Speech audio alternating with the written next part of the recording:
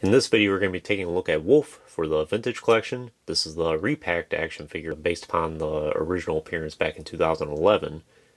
I am very happy to have this for my collection. It's one I've been eagerly anticipating for many years now. It's been high on my wish list, and I'm glad to finally be able to check it off. So this is one that I overlooked for many years. I actually don't recall seeing this at retail at all back in the 2011, 2012. And I never really knew about him until years later. He's kind of in that area of the vintage collection where you can almost forget about the wave. I know some people are probably saying, oh, he's one of the biggest highlights, how could you forget about him? But yeah, unless you're really into Jabba's Palace Aliens, which I really wasn't at the time, he's just one that you kind of overlook. And then years later, you look back on it, it's like, wow, that's actually a really cool action figure. I think he deserves to have a place in my collection. And in the last several years, I started collecting more of a Jabba's Palace display, so he's one that I feel has been essential, and I'm glad I have him. And I can understand why some people say he's their favorite TVC action figure. I think he's fantastic. The likeness, the accessories, some of the uniqueness about him too that we normally don't see with most action figures, I think is really neat. Unfortunately, I don't have the original Wooof here to show you. After looking at a side-by-side comparison of the two, I don't really think there's a huge difference. Maybe obviously this one's probably utilizing photoreal tech, but you almost don't even really notice the difference. Maybe in the eyes a little bit and a little bit in the skin tone. But other than that, it's pretty much the same exact action figure. Same accessories, same everything. But anyways, let's go ahead and take a look at this package here first. So this is an action figure I never really thought I would end up owning. It is up until this re-release, that is. He was extremely expensive on the aftermarket, and oftentimes you couldn't even find him. And I know at the time, just reading in past forums back in 2011, it seemed like he was affordable at the time. Maybe you can get him in the $5 or $10 range. But every time I've looked him up, he's like $100. Of course, this re-release, that's probably not the case, fortunately. Well, a nice image of Wooof there. I assume that's part of the scene when Luke is confronting Jabba the Hutt. Return of the Jedi logo. We have that 40th logo up here. I wish that was a sticker instead of printed on the card, but oh well. And on the original card, it was completely unpunched. This is figure number 24, pretty early on, and all four of these will be getting a review, and all of these will be getting a review except for Cassian Andor at some point. I should be expecting Hunter and Piet in the mail here soon, and the clones I have yet to order. So that's the package. Let's go ahead and take a look at the figure. So here's a closer look at Wooof here. I love that head sculpt. I think it's probably one of the best that I think we've gotten in the TVC line. It's really impressive how they did that. Oftentimes, I find aliens can be somewhat boring, but this is not the case with Wooof at all. I really like how they did that. The amount of detail he has in his head there is just incredible.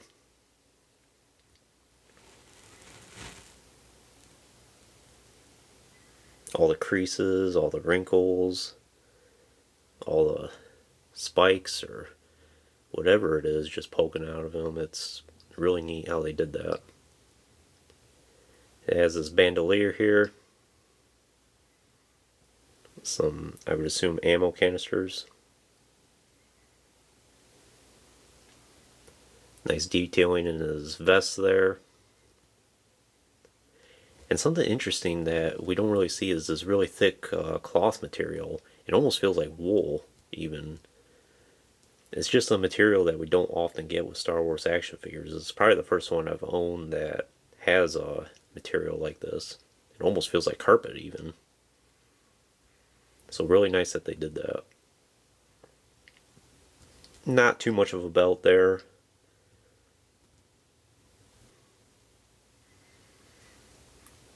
Has this holster there with this pistol.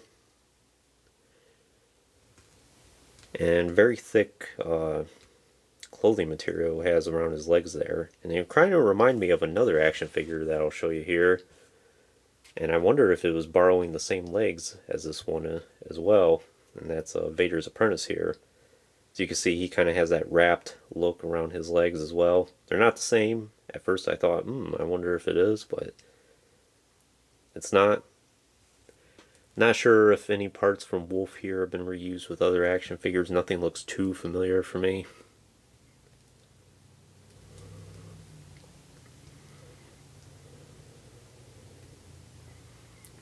So in terms of the articulation, he does have a ball joint in the neck there. Pretty good range of motion. The headgear he has here is removable and it is pretty loose. It doesn't really want to stay on the place very well, especially if you're going to be moving his head around. But it's not too bad. He does have hinge at the shoulders there. He does have hinged elbows. And then he does have swivel wrists, swivel waist, then swivel hips, then hinged knees and hinged ankles. So pretty good articulation. I think he's got all the articulation you could probably ask for, really. In terms of accessories, he does come with this skiff staff here, which we've gotten so many of these with a lot of the Jabba's Palace aliens and other characters. Can include this.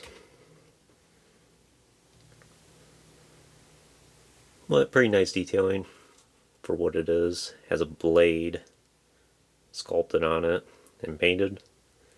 It is a pretty flimsy material, and I do think it's a little bit shorter than probably what it should be. I think of it as should be like a regular staff, but it seems to be just a little bit shorter than what I would picture most staffs being. And I'll note that about his hands. Look at the amount of detail in that. Has those black fingernails. And it fits well in both hands. And also for his other accessory here, he has this blaster pistol, which I think is pretty much the same pistol that we've gotten with so many other action figures, maybe even the Luke Skywalker.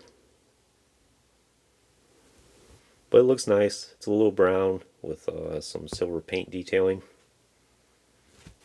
And it fits good in his holster there.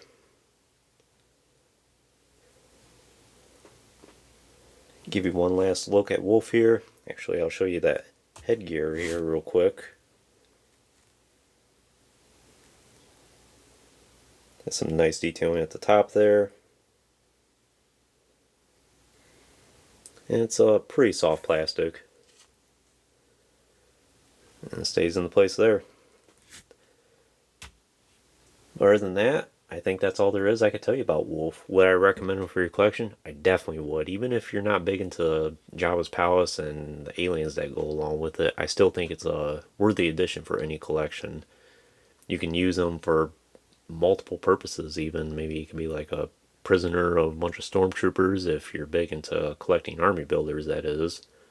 Just use them as a generic character to add to any display, really. And when I heard that Hasbro was going to re-release him, I instantly knew that yes, the time has come for me to finally get him, and I'm glad to have him for my collection. He's a perfect 10 out of 10 action figure, and I recommend him for yours.